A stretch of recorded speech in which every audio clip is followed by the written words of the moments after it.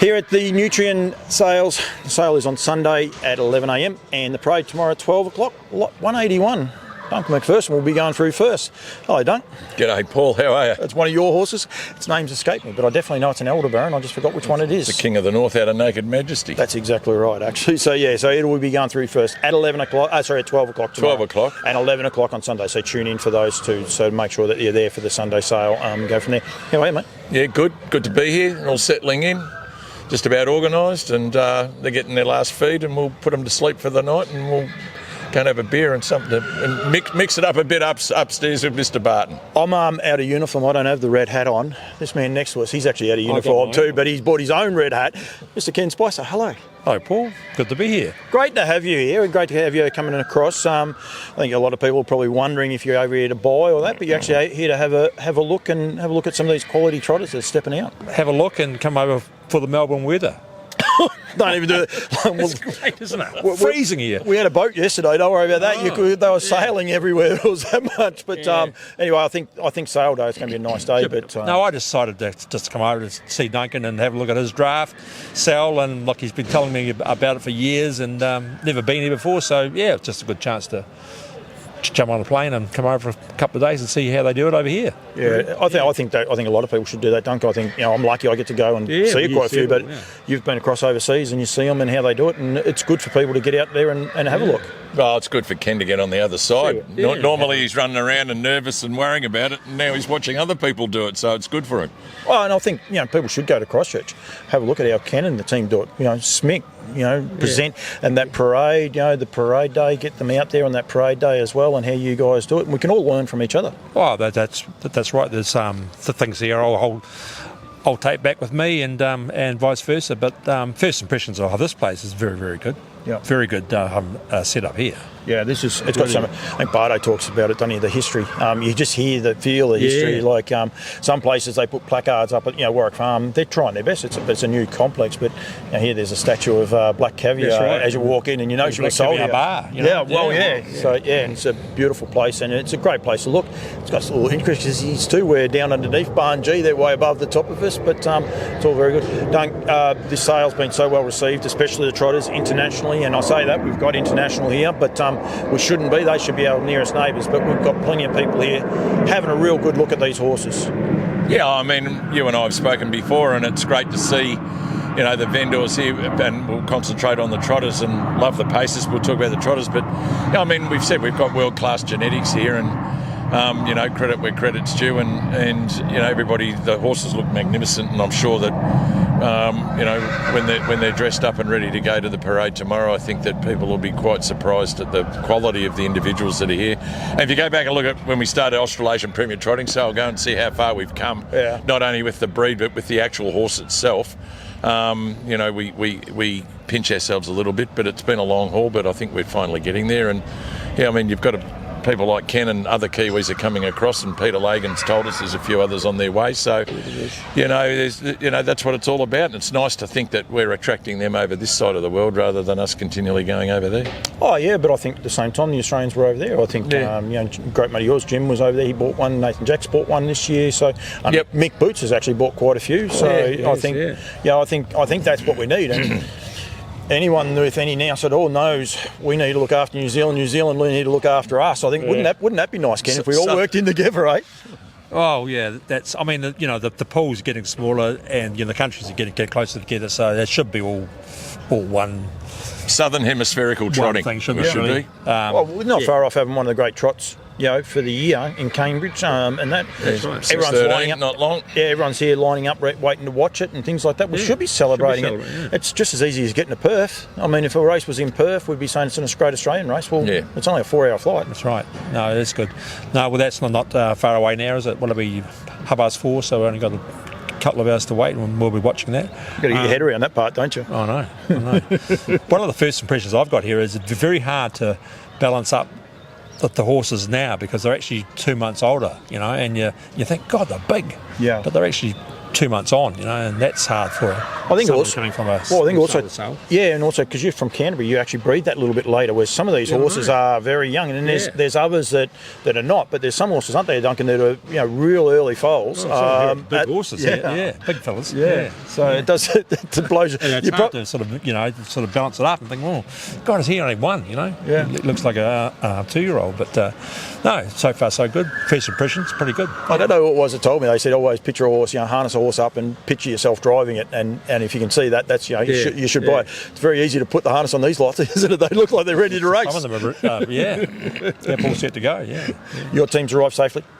Yeah, no, very good. No, very happy, and Mel and Danny have done a great job, and the team, and hopefully tomorrow, as I said with earlier interviews, they get the accolades and the fruit for their rewards. So, we're here. We've got an open mind, and hopefully, with the Vicbred announcements that we're back up to 100,000. Yeah, and I think people need to be aware of that. And we need to be aware of that. I mean, it's not a secret, and they're trying to do something with the Redwood and the Derby and lift the prize money in those. But the Vicbred announcements. I mean, if you're going to buy a trotter here and at the sales, and that you're racing for 100,000 again instead of 60, it makes a big difference. And people have got to, we need to understand that we reckon, we've said it for a while, if we've hit the bottom in Victoria, well, we're definitely on the way up, and credit to Harness Racing Victoria and those announcements they've made in the last couple of weeks. And, as you said earlier, Dennis Bice has been touting it, and it was released in a news article on their website yesterday. But I think we need to get it out there that,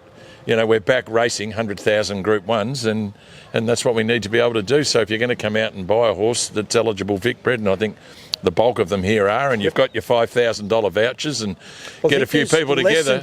There's less than 10 that you can't spend those vouchers on. Yeah, correct. There's 152 of 161, I think, of voucher eligible, and that's what it was about. And I think I spoke to representatives at HRV, and I think there's 1.265 million of vouchers unused. Well, I'm hoping that the people that have got those vouchers, if you don't want to do it on your own, ring someone up, join together and come and spend your vouchers, because they don't last forever. And 2 years. Yeah, and you've got an opportunity to do it. And Harness Racing Victoria want to see them spent. So does the state government. We all have a grizzle about, the way of the industry. Well, they've put the money up, and we've got to be able to get in there and get it done.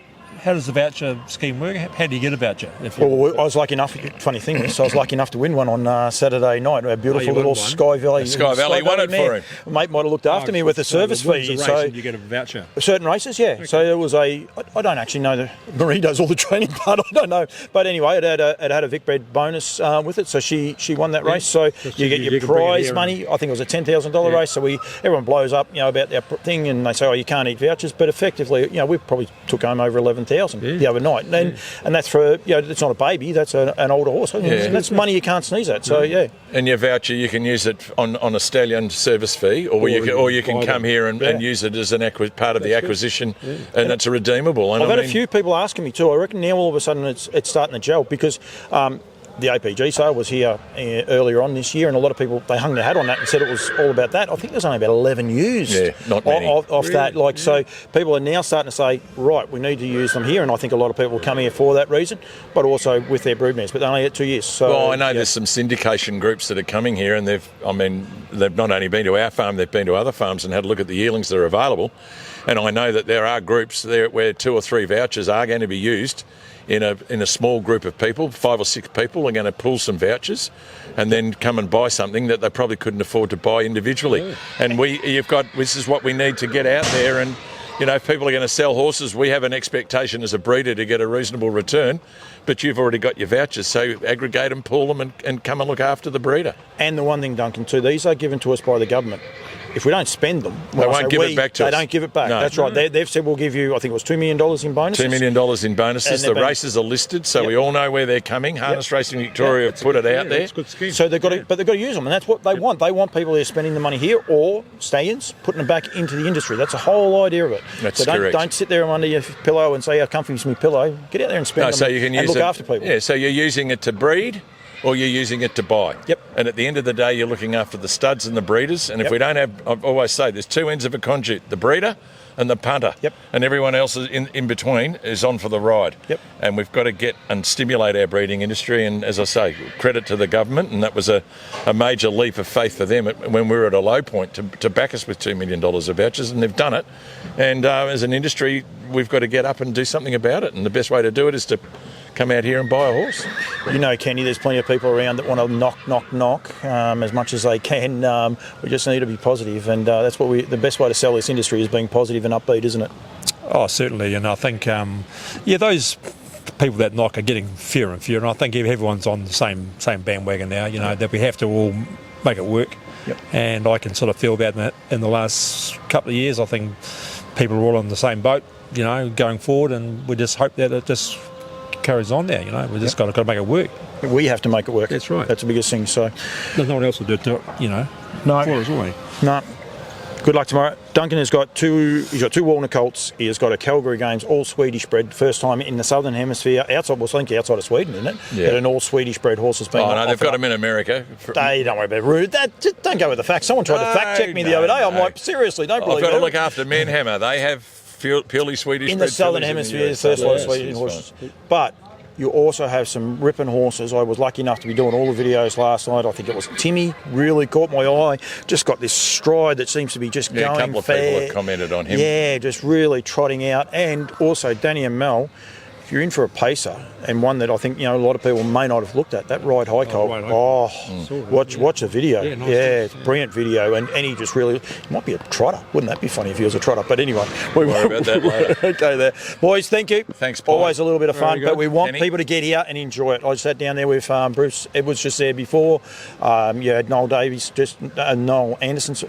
Noel Alexander, how do I go? And Jane Davies, careful. I haven't seen Noel for such a long time. It's just great to see him again. It was great. Yeah. He's a free leg pacer too. He's got the boot on. He's got something going on.